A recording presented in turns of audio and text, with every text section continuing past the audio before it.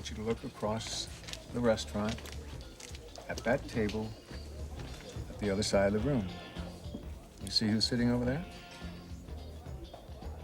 That woman? That is your ex-wife. That's who you want me to meet? No, no. I want you to look at the man she's sitting with. Oh, that's that incredible-looking man I've seen her with before. He is very good-looking. Hey, that is the man who was married to your sister Carol. That is Ridge Forrester. That? That man was Caroline's husband. Yes, Faith.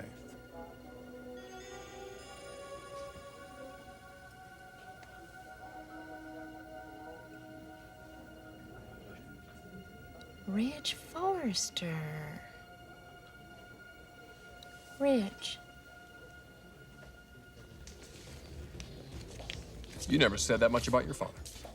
No, I haven't. Well, maybe you will one of these days. If the conversation comes up, sure I will. Were you close to him? Not as close as you are to your father. I'd almost forgot about that. The closeness. Dad was so busy when we were kids, building a business, carving a career. But as busy as he was, he always found time for us. He loved playing with us. God, we cherished every minute of it. I sure did. It's funny, I haven't thought about that in years. What made you think of that today? Being with Dad and Brooke the other night, watching him relate to little Eric. That was me, Taylor, not that many years ago. I guess it all came back to me sitting there watching them. I never realized your father was such a good parent. Well, hey, he raised me, didn't he? Maybe that was my point. Oh.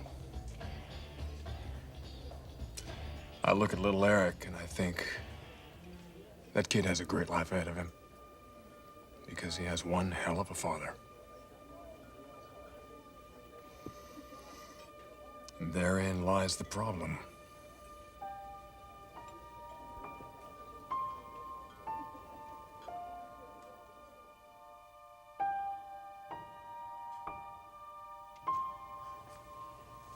Ho, ho, ho. Here comes Santa Claus. Santa, you would be a couple of months late here, wouldn't you? Oh, that doesn't matter. I have a present for you. A present? Oh, okay. Yes. What is it? Something that your child drew. Oh, let's see.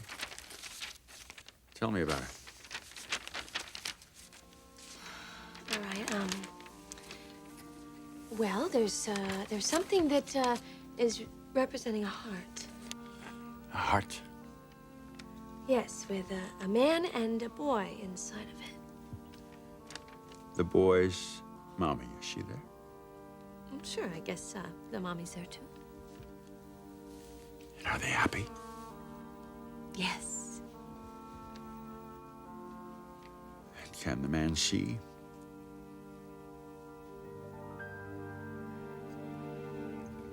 Oh, there are laws against kidnapping. Nobody forced you to come out here. Oh. Hello, Stephanie. Hello, Adam. Hi, Ruthie. Hi, Stephanie.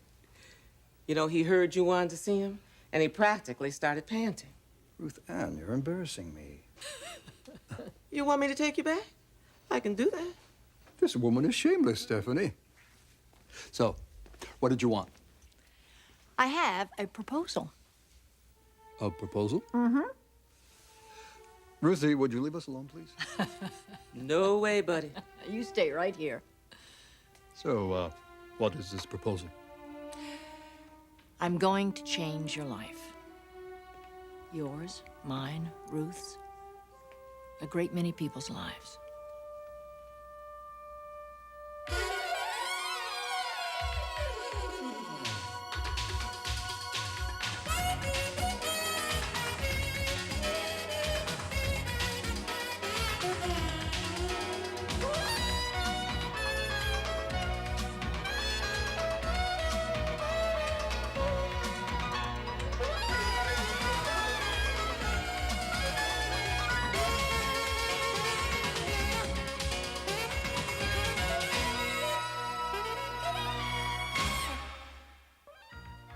the bold and the beautiful. This portion sponsored by Pepto-Bismol. The one that coats is the only one you need.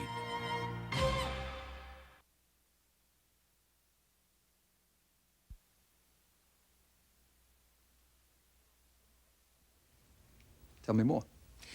Adam, you know I'm at a crossroads in my life, and I'm not sure what I'm going to do or which direction I'm going to go in. Well, what are the alternatives? Oh, there are many. But the most important one is going to involve you. Which one is that?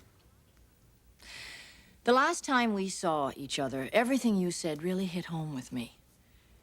Especially when I understood that you had voluntarily and deliberately made the decision to stay on the streets in order to help these people who are mentally incapable of helping themselves. That's right, the ones who can't even find their way to the free soup kitchens and shelters. How many of them do you think there are? Well, they estimate that the schizophrenics alone constitute 35% of the homeless population. And they're so confused and disoriented. Many of them don't even know how to communicate, much less know where to go for a free meal. Then there's the elderly and the sick.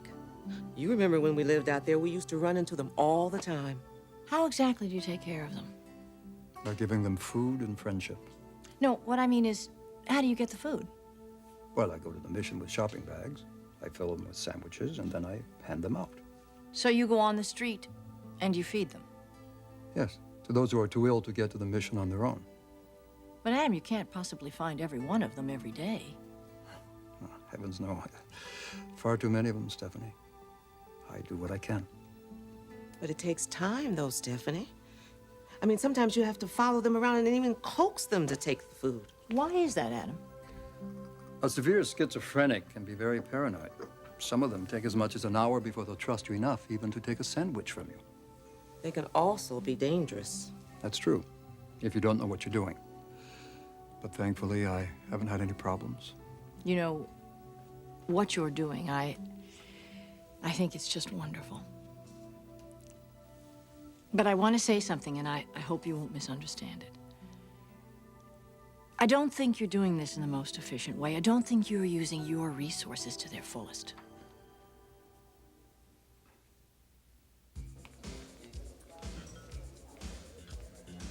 Why didn't you tell me about him before? The only other time we saw him, Faith, was your first night in town. You were already overloaded with information. Well, then I saw him that one time with Mama, too. I can understand why Caroline fell for him. Yes, he is an attractive man, isn't he? You can say that again. Look how beautiful he is. Look at his face. Look how sweet his smile is. What's he like? He's very friendly, very sophisticated, well-bred. Opposite of me. Hey, you two come from different worlds. But my sister came from his world, didn't she? Therein lies what problem, Rich? My father is something else. He's an outstanding man, Taylor. He did one hell of a job with me, Thorne, and my sisters. Gave Mother a decent life, too. I know for a fact I wouldn't be the person I am now if it weren't for my dad. How do I reward him? By destroying the one thing that means more to him than anything else in this world? Which is? His relationship with his family. Which family are you speaking of, Rich? Both families. The one he has with me, and the one he has with Brooke. I can't do it, Doc. I can't blow apart his world like that.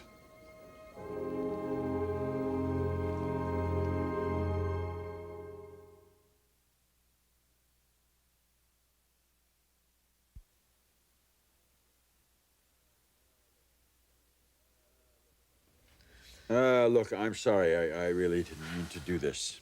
It's all right. No, it's not all right. I don't want to indulge myself this way. After all, it's only been a couple of days. Well, that's true. So, how's the baby? He's He's fine as long as I'm talking about you. He misses his dad. As much as his dad misses him, I'll bet. I hate being away from him, even for a day or two. Well, I'll bring him in tomorrow. Maybe you won't have to. Oh, Eric, wouldn't that be wonderful if you could go home? Oh, yes, that would be wonderful. I mean, little Eric, I'm sure, will be thrilled. He'll be completely surprised. Look, I want to talk to you about something. What? Look, my relationship with you is very important to me. But I don't want to impose on you anymore. I mean, I would just hate it if I thought that I was keeping you from doing whatever you want to be doing. I don't want you to feel beholden to me. Do you understand what I'm saying? Yes. It's just that this situation now, I mean, I'm going to need some help.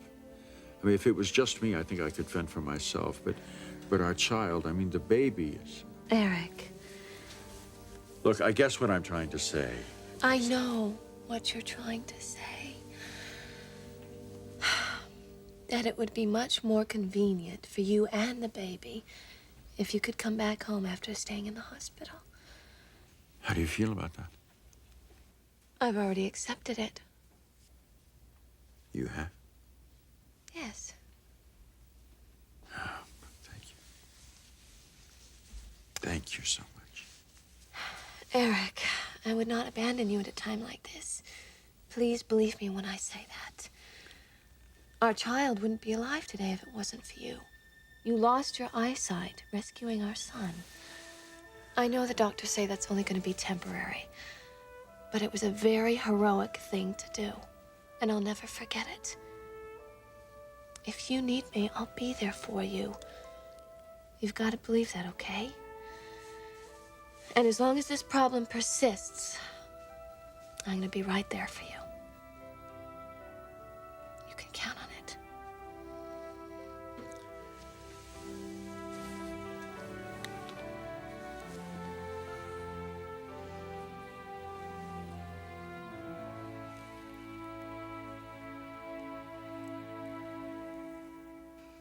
Stephanie, I'm doing the very best I can.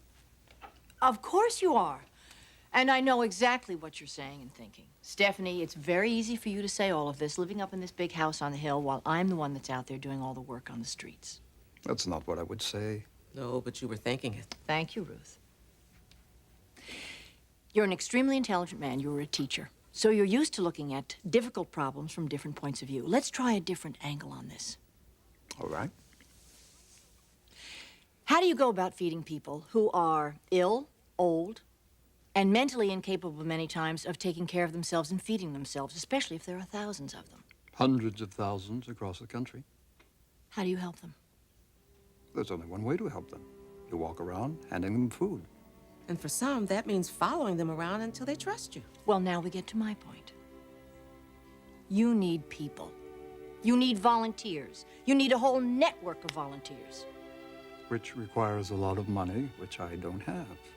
You have to raise money. We have to raise money.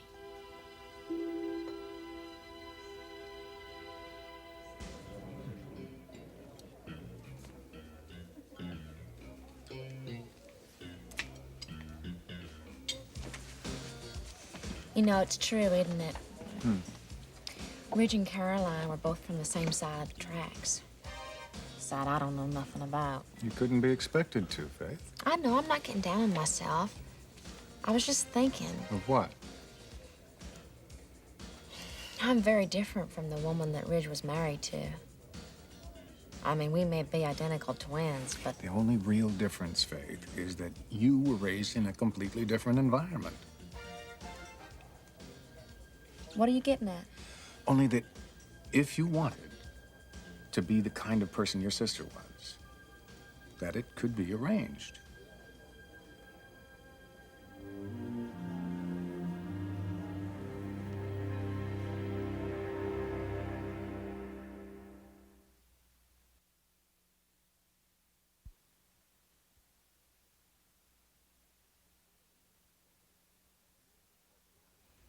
Stephanie, I'm not a fundraiser. Well, of course you're not, but I am. And that's what we'll do. And we'll be able to feed a great many more of them. She's right, Adam. I'll help you. You will? Of course. Why do you think I'm bringing this up? What kind of fundraiser are you talking about? Well, I think it has to be something relatively small. You know, I was thinking that naturally we're going to have to ask the people in this town, the people in this community, to have the ability to give and give generously. And who have a propensity for helping people in need. Oh, and this town has more than its share of those. I have an idea. What? I think it's perfect. And I think it's going to be rewarding as well.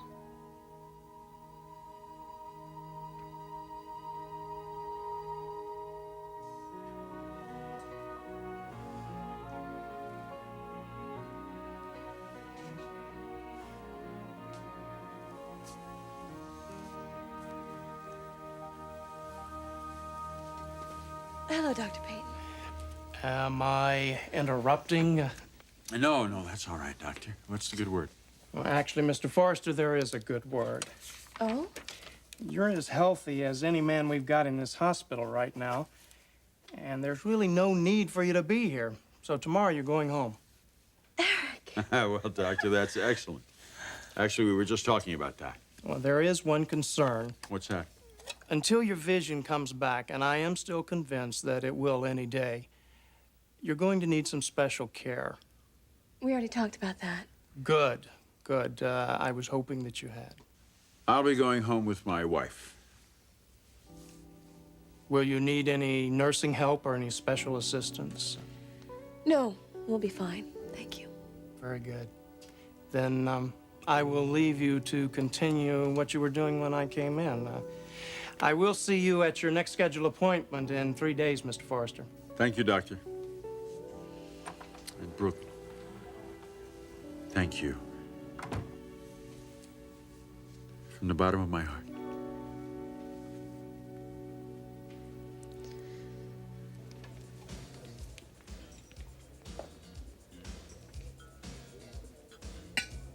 You sound very committed. I am. When you said that you can't destroy your father's world, That I won't destroy it. that you won't destroy your father's world, what did you mean by that? Dad's marriage. His life with Brooke and the baby. That's everything to him, Taylor. It means more to him than his career. Watching Dad with little Eric the other night, interacting with Brooke, all of a sudden everything fell into place. I will not hurt that man.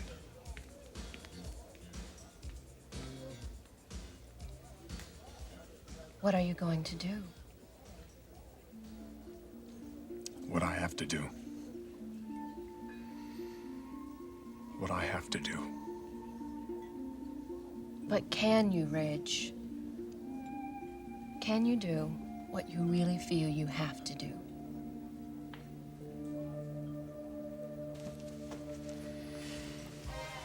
I could become more like Caroline. I told you before that it's possible. She was such a classic beauty. No more so than you. I'm more like a diamond in the rough, huh? Well, kind of, but we just smooth off the rough edges. I'll help you. We'll polish you up. We'll give you a finish that's as appealing and attractive as any Caroline ever had.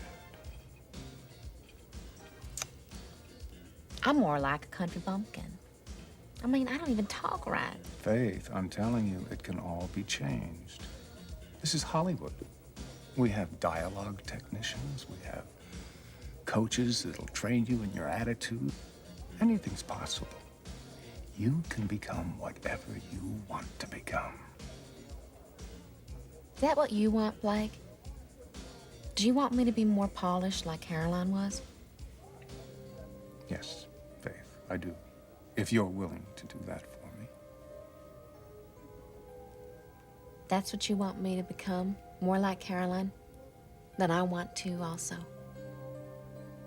I want that very badly.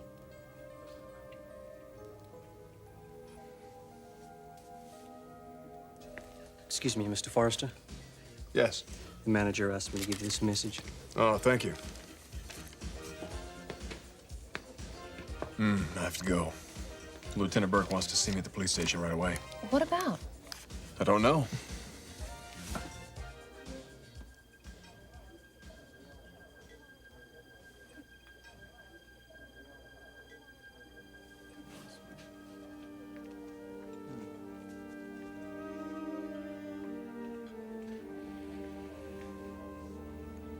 He sure is something, ain't he?